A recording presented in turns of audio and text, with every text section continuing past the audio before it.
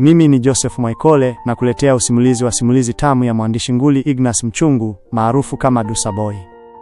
Katika ulimwengu wa fasihi, Ignas Mchungu anasimama kama kilele cha mlima usiotikiswa, akilinganishwa na magwiji walioitikisa dunia kama Chinua Achebe kwa uwezo wake wa kuchora picha ya jamii, Shaban Robert kwa ufundi wa lugha na adabu, na Ngugi wa Thiong'o kwa ujasiri wa kuelezea hali halisi ya mnyonge. Simulizi hii inajulikana kwa jina la Maarufu Kihi. Nilipoteza kwa sababu ya umasikini wangu. Kila nikitazama viganja vya mikono yangu vilivyopasuka na kuwa na sugu kutokana na mpini wa jembe, machozi huwa yananilenga mboni za macho yangu nikikumbuka safari ya mbali tuliotoka. Mapenzi yetu na Cleopatra hayakuwa mapenzi ya kawaida, yalikuwa ni agano tuliloandikiana kwa mioyo yetu tangu tukiwa wadogo kule kijijini, tukiamini kuwa dunia ni bustani yetu pekee ambapo hakuna dhoruba inayoweza kutubomoa. Tulikuwa tukitembea barabarani tukishikana mikono kwa maridadi, na kila mwanakijiji alikuwa akitutazama kwa tabasamu la husuda na pongezi, wakituona kama njiwa wawili walioumbwa kukamilishana kwa kila hali. Cleopatra alikuwa nuru yangu ya pekee, sauti yake ilikuwa kama wimbo mwanana uliopunguza uchovu wangu baada ya shughuli nzito za mchana kutwa, tukicheka pamoja na kuota ndoto za maisha ya mbele, huku tukiahidiana kuwa hata iweje, tutazeeka tukiwa sote kwenye kitalu kimoja cha mahaba.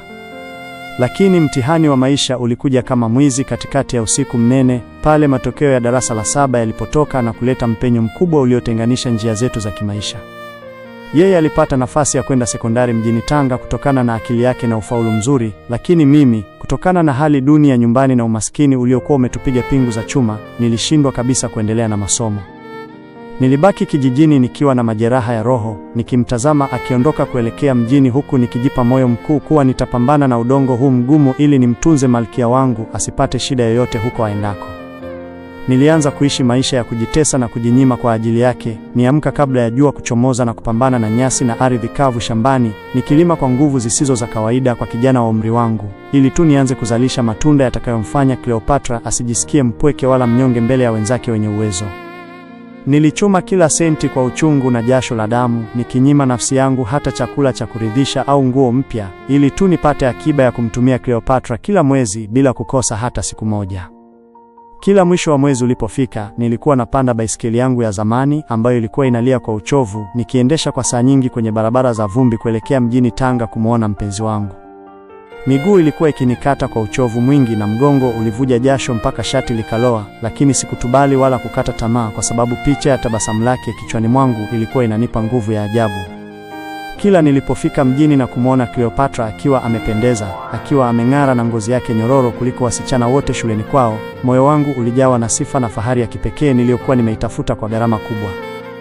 Nilijisikia mwanaume aliyekamilika nilipomkabidhi zile fedha za matumizi ambazo zilikuwa zinanuka harufu ya ardhi na jasho, nikiamini kwa dhati kuwa kila tone la jasho langu shambani lilikuwa linajenga hekalu imara la upendo wetu wa baadaye. Wakati ule alikuwa akinikumbatia kwa mahaba mazito na kunong'oneza maneno matamu yaliyokuwa kama mafuta ya zaituni na vidonda vyangu vya maisha, akiniahidi kuwa kamwe hatoweza kunisahau wala kunitupa kwa msaada huo.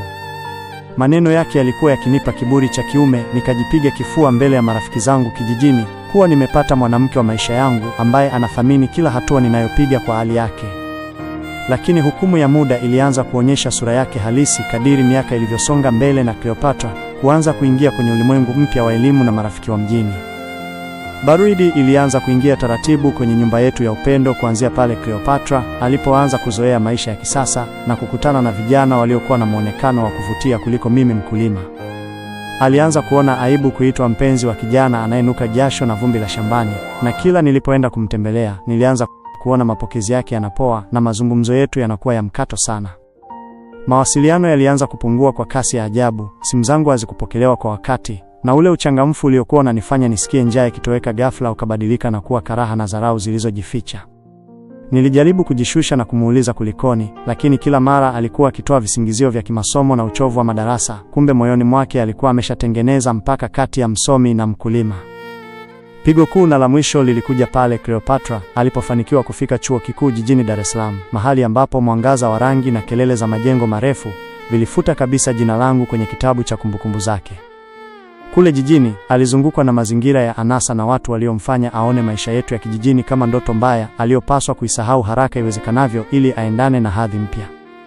Alisahau kabisa safari zangu ndefu za baiskeli kwenye jua kali la Tanga, alisahau jinsi nilivyokuwa nauza mazao yangu kwa bei ya kutupa ili yeye asikose mahitaji madogo madogo ya shuleni. Ghafla akawa mgeni kabisa kwangu, akidai kuwa maisha ya chuo yanahitaji mtu anayeweza kwenda naye sambamba kwenye kumbi za starehe na mijadala ya wasomi, jambo ambalo mimi mkulima nisingeweza kulifanya. Siku ambayo sitaisahau maishani mwangu ni ile aliponiambia waziwazi kwa sauti ya baridi isiyo na chembe ya huruma kuwa hawezi tena kuwa na mwanaume asiye na elimu wala maelekeo kama mimi. Aliniambia kwa dharau iliyopitiliza kuwa nitafute wanawake wa aina yangu, wanaofanana na jembe na udongo, akinitupa kama takataka baada ya mimi kumfanya awe sababu inayong'aa machoni pa watu. Maneno yake yalikuwa kama risasi iliyolenga katikati ya moyo wangu, yakiniacha nikiwa nimeparara na nimevunjika vipande vipande bila kuwa na mtu wa kunifariji. Kila tone la jasho langu liligeuka kuwa msumari wa moto unaochoma nafsi yangu, nikijiuliza ni kwa nini umaskini umekuwa hukumu ya kifo kwa upendo wangu wa dhati niliopalilia kwa miaka mingi. Sasa hivi nimebaki nikiwa nimekata tamaa kabisa, nikizitazama picha zetu tukiwa wadogo na kuhisi upweke usioelezeka unaonitafuna kila kukicha nikiwa shambani. Cleopatra hapokei simu zangu tena, ameblock namba yangu kila mahali, na hata nikijaribu kumtafuta kwa kutumia namba za watu wengine, anapogundua ni mimi anakata simu kwa hasira na kunitukana. Maumivu haya yanazidi kuwa makali kila jua linapozama, nikikumbuka ahadi zote tulizowekeana chini ya miembe kule kijijini, ambazo leo zimegeuka kuwa majivu yanayopeperushwa na upepo wa dharau. Nimebaki nikimlilia Cleopatra wangu usiku kucha, nikitamani hata mara moja anijibu kwa utu na kunikumbuka kwa mema niliyomfanyia kabla ya huu maskini kunivua utu wangu mbele yake. Na waomba ninyi vijana wa Dar es Salaam, mnaomzunguka Cleopatra wangu kwa magari yenu ya kifahari na hadaa za maisha ya mjini, na waomba kwa unyenyekevu mkubwa, muacheni kipenzi changu arudi kwangu. Hamuijui historia ya jasho langu na mateso niliyopitia, hamuijui thamani ya kila shilingi niliyomtumia akasoma mpaka akafika hapo chuo kikuu ambapo sasa anajiona malkia. Nimemmisi sana Cleopatra wangu kiasi kwamba hata chakula hakipandi tena, na kila nikiona baisikeli yangu pembeni ya nyumba, machozi hunitoka nikikumbuka safari zile za matumaini ambazo leo zimegeuka kuwa maumivu yasiyopona. Na waomba ndugu zangu, mfikishieni ujumbe huu kuwa mimi bado nampenda na niko tayari kumsamehe, maana maisha yangu bila yeye ni kama ardhi iliyokauka inayohitaji mvua ya huruma yake. Nitampata lini tena Cleopatra wangu hata kwa njia ya simu tu, ili nimsikie sauti yake inayoweza kuponya vidonda hivi vinavyovuja damu moyoni mwangu kila saa? Umaskini umenitenga na furaha yangu, umenifanya nionekane sifai machoni pa yule niliyemvisha taji la upendo kwa mikono yangu mwenyewe iliyojaa sugu za jembe. Nitaendelea kumlilia mpenzi wangu huku nikipambana na hali yangu ngumu ya kijijini, nikiamini kuwa ipo siku atazinduka na kukumbuka kuwa dhahabu ya kweli haipatikani kwenye majumba marefu ya Dar es Salaam, bali kwenye moyo wa yule aliyekuwa tayari kufa kwa njaa ili yeye ashibe elimu.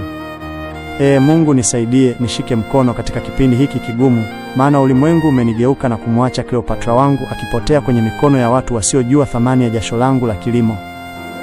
Lengo la mtunzi Ignas Mchungu. Kupitia simulizi hii yenye kugusa hisia, mtunzi alikusudia kuielimisha jamii kuhusu ukatili wa kitabaka na umuhimu wa uthamini wa utu kuliko mali.